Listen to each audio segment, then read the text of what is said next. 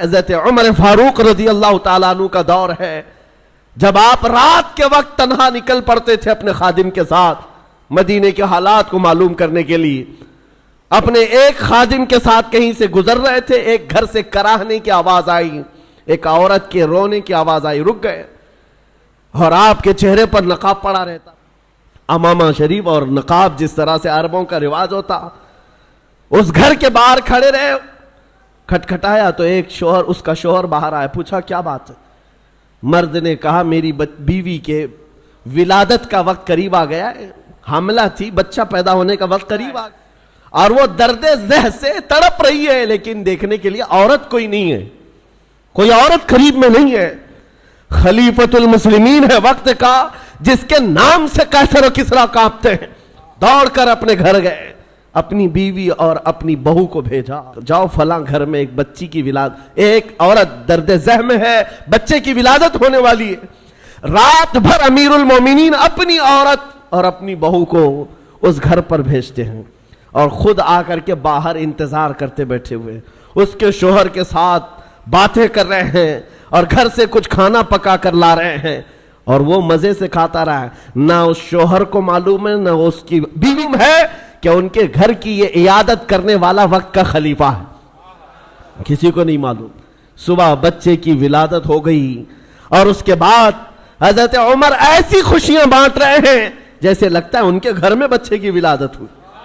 اور جب آپ نے مبارکبادیاں دی اور گھر واپس گئے تو بعد میں محلے والوں نے کہا رات بھر تیرے گھر میں جو عورتیں تیمارداری کر رہی تھی وہ کوئی اور نہیں, امیر المومنین کی بیوی تھی, امیر المومنین کی بہو تھی.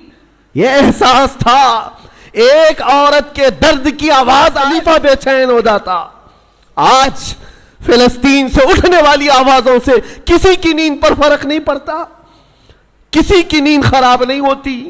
وقت کے عیاش حکمران, ظالم حکمران اپنی کرسیوں پر ویسے ہی مزے لے رہے ہیں کہ بسا اوقات ایسا لگتا ہے یہ بچوں کی اور بچیوں کی جھنجھوڑنے والی آواز ان کی کرسیوں کو کیوں نہیں ہلاتی. یاد رکھو قرآن پاک میں اللہ نے فرمایا وَإِذَا الْمَوْءُودَةُ سُئِلَتْ بِأَيِّ ذَنبٍ قُتِلَتْ, ان بچوں کو جو آج مار دیا گیا ہے, یہ سورہ تکویر کی آیتیں بتا رہی ہیں, یہ قیامت کے دن بچیاں اٹھائی جائیں گی اور رب تعالیٰ سے پوچھیں گی مولا مجھے بتا کس جرم میں مجھے مارا گیا تھا, میرا گناہ کیا تھا جو مجھے قتل کیا گیا. آج یورپ کے درندے اور اسرائیل کے جتنے ظالم ان کے قتل میں وہ الگ قاتل ہے, لیکن یہ چپی اور یہ خاموشی پوری دنیا کی یہ الگ قاتل ہے, یہ الگ قاتل ہے. درد ہمیں اس بات کا ہو رہا ہے. اسی لیے شاعر نے کہا تھا نہ ادھر ادھر کی بات کر, مجھے یہ بتا کہ قافلہ لٹا کیوں, مجھے رہزنوں سے غرض نہیں, تیری رہبری کا سوال ہے. ڈاکوؤں کا کام ہی ہے ڈاکہ ڈال, ڈاکوؤں کا کام ہی ہے مال چھیننا, لیکن سوال تو تمہاری رہبری کا ہے. یہ حالات کب بدلیں گے میرے عزیزو؟ اس وقت بدلیں گے جب ہمارا جوان احساس کی زندگی جینے لگ جائے. آج حوث ہے اور عالمیہ ہے, ہم ان ظالم حکمرانوں کے خلاف آواز اٹھاتے ہیں جن کے عیش میں کوئی کمی نہیں ہوتی آج, لیکن ان کو کوس کر کے بول کر کے آپ کو ایسا لگتا ہے یہاں کیا ہونے والا ہے. ہونے والا یہ ہے, آپ کو ہم نصیحت کر رہے ہیں, اللہ نے آپ کو جو منصب دیا آپ تو عیاش نہ بنو, آپ تو اس طرح کی بے حسی کی زندگی نہ گزارو, لاپرواہی کی زندگی آپ تو نہ گزارو. کبھی دسترخوان پر بیٹھے ہو, نرم غذائیں کھا رہے ہو اور تمہارے بھائیوں اور بہنوں کے چیخنے کی آواز آئے تو کیا یہ نرم غذائیں تمہارے حلق سے اترتی ہیں؟ کوئی ماں تڑپ رہی ہو سامنے تو کیا یہ نرم غذائیں تمہارے حلق سے تڑپ گزرتی ہیں؟ جب کھانا حلق سے نہیں جاتا تو میں ان نوجوانوں سے پوچھتا ہوں آج بھی رات بھر نکڑ پر بیٹھ کر کے تم جو عیاشیاں کر رہے ہو, تمہاری پوری رات جو گزر جاتی ہے انٹرنیٹ پہ گزر جاتی ہے, تمہیں اس درد کا احساس کب ہوگا؟ آشیانہ لٹتا چلا گیا اور اب بھی اگر احساس نہیں آیا تو کب آئے گا؟ شاعر نے کہا تھا جگہ جگہ کے تھک چکے ہیں تمہیں یہ ہنگامے, نشاط لذت خواب گراں بدل ڈالو. روش منازل کا بودھ بڑھتا ہے, مسافروں روش کارواں بدل ڈالو. یہ جس طرح کی زندگی گزارنے کے ہم نے اسلوب بنائے ہیں, آج کیا یہ المیہ نہیں ہے؟ کروڑوں کی تعداد ہونے کے بعد ہر ایرا غیرہ میرا آنکھ دکھاتا ہے، ہر کتا ہم پر بھونکنے لگتا ہے۔ وجہ صرف یہی ہے کہ ایمان کی کمزوری ہے، ایمان کی کمزوری ہے۔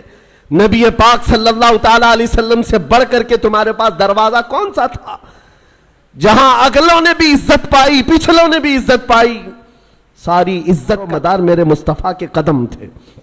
اور آج کل ملا کر کے میں اپنی گفتگو کو آخری درجے پر لاتا ہوں یہ کہتے ہوئے، سب سے بڑا حساس اس دنیا میں کوئی تھا جو درد کا احساس کرتا تھا تو وہ آمنہ کا لال، مدینے کا تاجدار، جس کے بارے میں میرے امام نے کہا تھا جو نہ بھولا ہم غریبوں کو رضا، یاد اس کی اپنی آجیے۔ حضور پاک صلی اللہ تعالیٰ علیہ وسلم پر آج کیا گزرتی ہوگی، تمہیں اندازہ ہے اس بات کا؟ حضور اکرم صلی اللہ علیہ وسلم نے فرمایا اگر تمہارے تلووں میں کانٹا بھی چبھ جائے تو اس کا درد مجھے بھی ہوتا ہے۔ یہ امتیوں کے بارے میں حضور کا فرمان ہے۔ اور جہاں اس نبی کے ان امتیوں کو جو ہمیشہ بیت المقدس کی حفاظت کے لیے اپنی جان وقف کر چکے، جب کاٹا جا رہا ہو، مارا جا رہا ہو، ٹکڑوں میں بدل دیا جا رہا ہو، نبی پاک صلی اللہ تعالیٰ علیہ وسلم پر کیا گزرتی ہوگی؟ سوچتے ہوں گے مدد کیوں نہیں آتی؟ مدد آئے گی، لیکن یہ امتحان کی گھڑی ہے، پوری دنیا کو دیکھا جا رہا ہے اس میں کتنے پیوریٹی والے ہیں، اخلاص والے کتنے ہیں اور کتنے صرف تماشا دیکھنے والے ہیں، دیکھا جائے گا۔ کربلا کا میدان جس طرح امتحان کی گھڑی تھا، اسی طرح آج کا دور بھی امتحان کا وقت ہے۔ یہ سارے مومنین کو دیکھا جا رہا ہے۔ ہونا تو یہ چاہیے جب ہمارے گھر سے جنازہ نکلتا ہے تو غم ہوتا ہے کہ بندہ توبہ کر لے، مولا میرے بھی جانے کا وقت قریب آ جائے گا۔ جب موت دیکھتا ہے انسان گھبراتا ہے، ڈرتا ہے اور توبہ کر کے باز آتا ہے۔ اور آج اتنے بڑے بڑے حادثے دیکھ کر کے اگر کوئی نہیں سدھرتا تو پھر اس کے سدھرنے کی امید بھی نظر نہیں آتی۔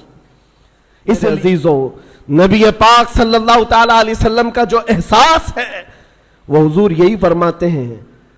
حضور نے فرمایا، حدیث پاک ہے، من اصبح منا من لم یہتم بامرنا فلیس منا، جو اس حال میں صبح کیا کہ میری امت کے بارے میں کچھ سوچا نہیں، وہ میری امت میں سے نہیں ہے۔ کتنے ہیں ہم میں سے جو صبح کرتے ہیں اور رسول اللہ کی امت کے بارے میں کہتے ہیں؟ آپ کو پتا ہے نبی پاک صلی اللہ تعالیٰ علیہ وسلم نے یہ بھی فرمایا جس نے میری امت کی دعا کر دی میری شفاعت اس پر واجب ہے۔ حضور کی امت کے لیے صرف دعا بھی کرتا ہے تو حضور فرماتے میری شفاعت ہے اس پر۔ تو آج یہ احساس پیدا کرو، درد پیدا کرو ایک دوسرے کا، اور ان مومنین کے لیے باضابطہ رب تعالیٰ کی بارگاہ میں گڑ گڑاؤ۔ دعا مومن کا ایک ہتھیار ہے۔ جب احساس کے دل کے ساتھ اللہ کی بارگاہ میں پکارا جاتا ہے تو عرش الہی بھی ہل جاتا ہے اور دعائیں باریاب ہوتی ہیں اور مدد ضرور آئے گی۔